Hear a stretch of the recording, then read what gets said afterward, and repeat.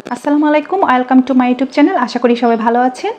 আজ খুব সহজ পদ্ধতি দুটো রেসিপি দেখাবো, ভেন্ডি আর ডাল। খুব সহজভাবে সবাই তৈরি করে নিতে পারবেন। আর টকটকে ভেন্ডিটা খেতে খুবই মজা, ভাত একটু বেশিই খেতে হবে।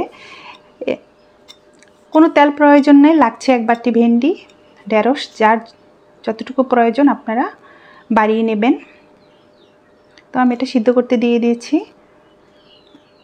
আর আস্তে আস্তে রসুনের কোষগুলো আমি 4-5টা দিয়েছি, দিয়ে নেড়ে ঢেকে দেব।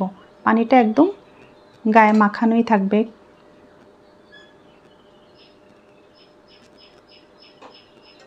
তো 5 মিনিটের মধ্যে এটা শুকিয়ে যাবে, সেদ্ধ হয়ে আসবে। 5-6 মিনিটের মধ্যে আঁচটা কমানোই থাকবে।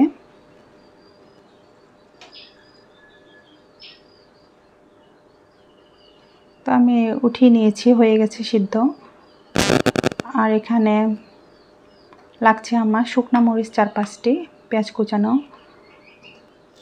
বড় একটি, কাঁচামরিচ 3টি কুচানো, আর তেঁতুল লাগবে। তেঁতুল পরিমাণ মতো দিবেন, আপনাদের প্রয়োজন মতো দিবেন। আমার এখানে যতটুকু লেগেছে দিলাম।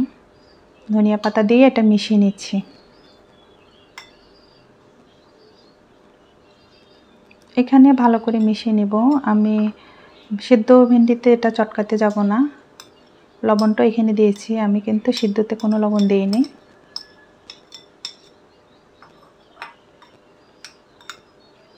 এভাবে আপনারা ভেন্ডিটা তৈরি করে খেতে পারেন। সবসময় তো ভাজি একই রকম ভালো লাগে না, একটু অন্যরকম করে খেলে ভালোই লাগে। তো ট্রাই করবেন। আর ডালটা তো খুবই টেস্টি।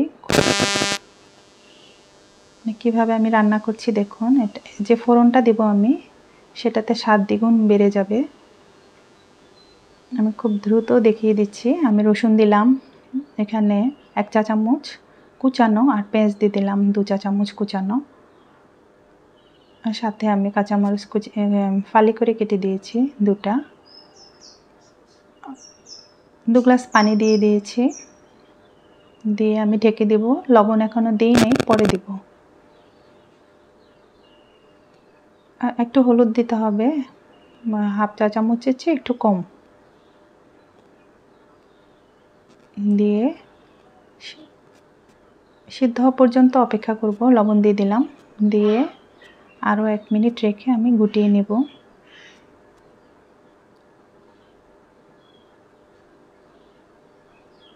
ডালটা হতে আমার 20-25 মিনিট 30 মিনিট লেগেছে। বেশিক্ষণ ডাল রান্না করলে কিন্তু ডালের স্বাদ চলে যায়। মানে 20 মিনিট এটা কমপ্লিট হয়ে গেছে। তো ডালটা এমন থাকবে। তো সরি, ক্যামেরাটা ঠিকমতো বসাইতে পারিনি, একটু বুঝে নিন কষ্ট করে। ধনিয়া পাতা দিলাম।